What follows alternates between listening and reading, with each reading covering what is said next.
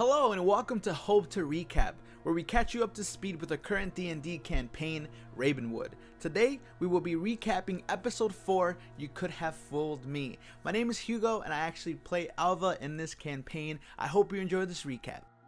This episode starts with the group pondering what to do, especially Pearl.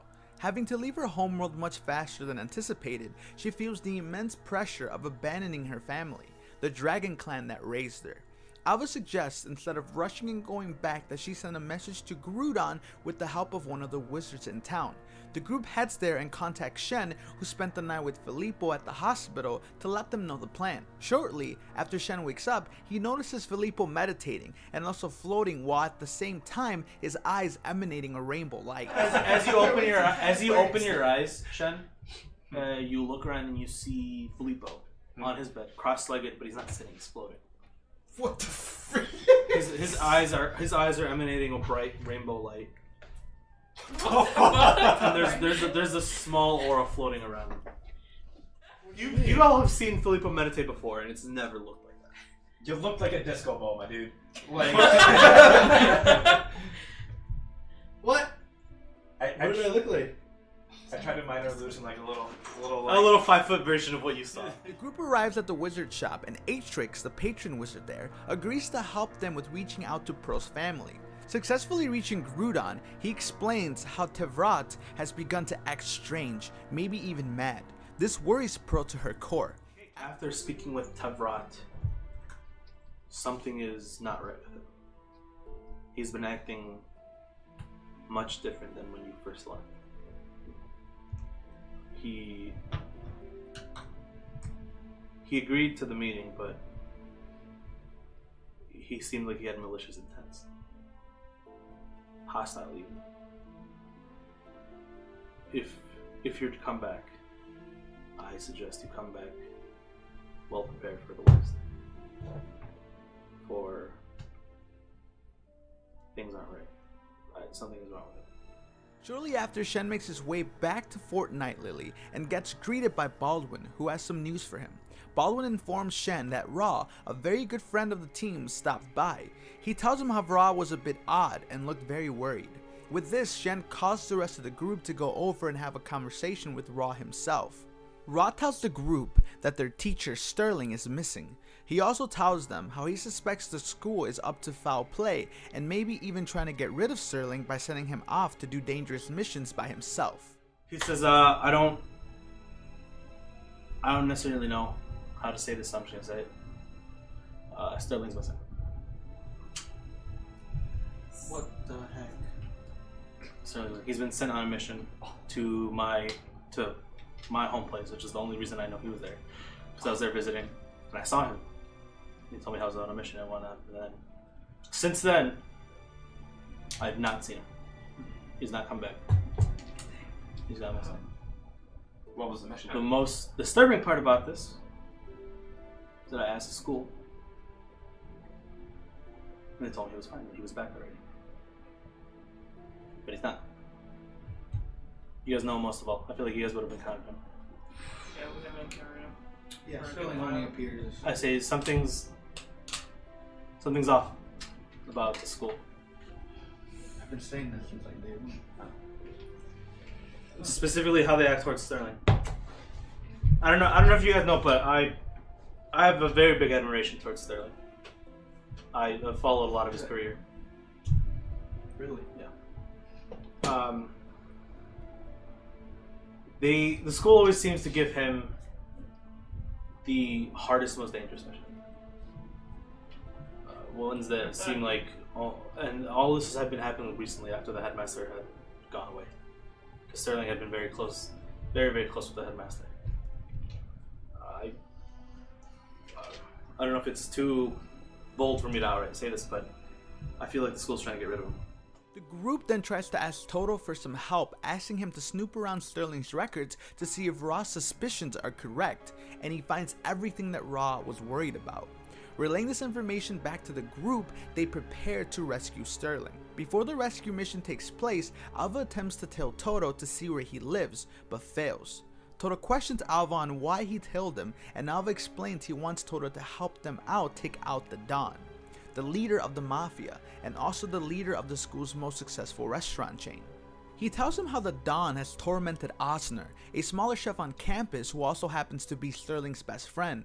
He tells Toto if the Don gets taken out, maybe Toto can take his place. Toto agrees to help them out. Toto pays a visit to Osner, but not the one that anyone expected. Osner explains to Toto how the Don's been treating him and offers Osner the chance to be put out of his misery. Toto tells Osner he's trying to get on the Don's good side to hopefully one day dethrone him. Toto gives Osner the Don's gun, which Toto stole from him earlier. They set up a plan where Osner goes in to shoot up one of the Don's restaurants, and Toto stops it by killing Osner. I feel like either way it was going to come down to this. What do you want from me, he says? I want to get on the Don's good side. And I was going to use you as a pawn to get there. Why do you want to be on the Don's good side? You just admitted that you're a broken man and that you're not willing to do anything about it. Well, not that you won't, but that you can. And that's a cycle that's going to be proceeding forward. I'm giving you an option to end that for other people as well. But why do you want to be on the Don's good side? What does it matter who's ruling over everything? If it's someone good, if it's someone evil. So you're trying to take over the Don? That's exactly what I'm saying. And you think by me doing this, it'll help you get there? Yeah. Before this happens, Osner gives a letter to Toto addressed to Olivia, another member of the High Council, and Toto promises he will rebuild Osner's restaurant and make it bigger than it ever has been. Prior to this, Alva delivers food to Filippo, being released in the hospital, and opens up a letter Osner gave to him to give to Sterling. It says, "Sterling, I'm sorry." Alva rushes back to Osner's and finds him gone, but hears a commotion in the distance. Alva arrives where Toto and Osner just were, but it's too late. Alva sees Osner dead on the ground, and one of the local campus police officers, Officer Locke, begs Alva to go home, afraid of what Alva might do. Sound like him. You're right. It was. He told me it was the Don that came and beat him up. Yep. This isn't anything he would have done. Fuck you. If you say no, you know you wouldn't do that. I know he wouldn't do that, man. But we've already had our mages check him. He wasn't under any spell or anything. He did this on his own volition. He says, "Hey, listen, I need to go home. All right, just go home. I know what you're feeling, and I know how you are. And for the best of you, me, and the rest of this town, and for the rest of your team, you need to go home and let us handle this. I don't want you doing anything stupid, getting yourself in trouble, getting the rest of your team in trouble. Everyone's already suffered enough by anything, right? Just let me handle this." Alva goes back to Osner's restaurant, feeling helpless and defeated, only to have Locke arrive and find him. Alva tells Locke he's staying there, and he's not moving. After some investigation, they find a small notebook containing all of Osner's recipes, and where to locate certain ingredients as well. They also find pictures of an unknown baby girl and a mysterious lady. Locke leaves and informs Alva's team where he is and what just happened. The rest of the group comes to talk to Alva, and Filippo tells them they will help him out, find out who did this, but they would do it the right way. You're sitting here punching a tree. I understand we need to get this done. And the police are doing their thing. We'll do our thing. Just by the books. What is it? Not tapping into the darkness, not punching trees, I wasn't planning on tapping into the Look, darkness to have there's my pendant. things you're doing that you don't think before you do them because you're so dead set on revenge and wanting to avenge people that didn't get things that they deserved. But there's faithful guidelines that the deceased people that you're trying to get this revenge for wouldn't want you to get it this way.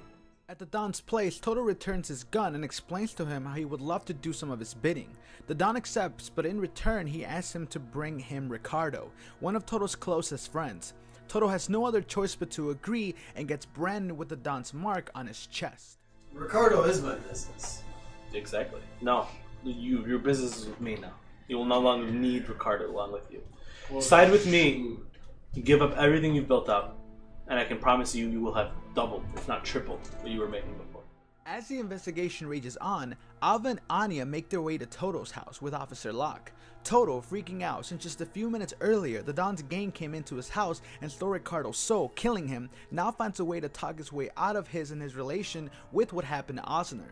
Toto, being as sly as he is, completely fools everyone, even Officer Locke and Officer Barrow, and gets away with everything for now. Still not enough. Roll the 3 plus 15, 18. Wow. So Gonna get away with it. wait, He's getting away with murder, dude. I'm said- assuming they're gonna cast on the truth. he said he was, They have no reason to. They Yeah, don't they have suspect no it. reason and then I remember just waking up and seeing these people that I could only presume were the Don's guards. And I woke up with these bandages, They're like, can you remove the bandages? and I just take it off. You start removing the bandages. You guys see the large Don symbol burned onto the front of his chest. Guys, I have no idea what happened. I woke up and my friend's dead right next to me. And I apparently now have this that Okay. I'm gonna have to have Okay. for the rest of my life. So how about you try and get me Okay, some here's what we're gonna do. Here's what we're gonna do, right? The group finally meets up with Raw and is ready to head to Raw's home in search for Sterling. And that's everything that happened in episode 4, You Could Have Fooled Me, in our Ravenwood campaign. Thank you so much for watching, and if you missed the episode, it's on our YouTube channel right now, and if you want to catch us live, you can. We are live every single Wednesday on Twitch at 5 p.m. CST. We really hope to see you there. Thank you.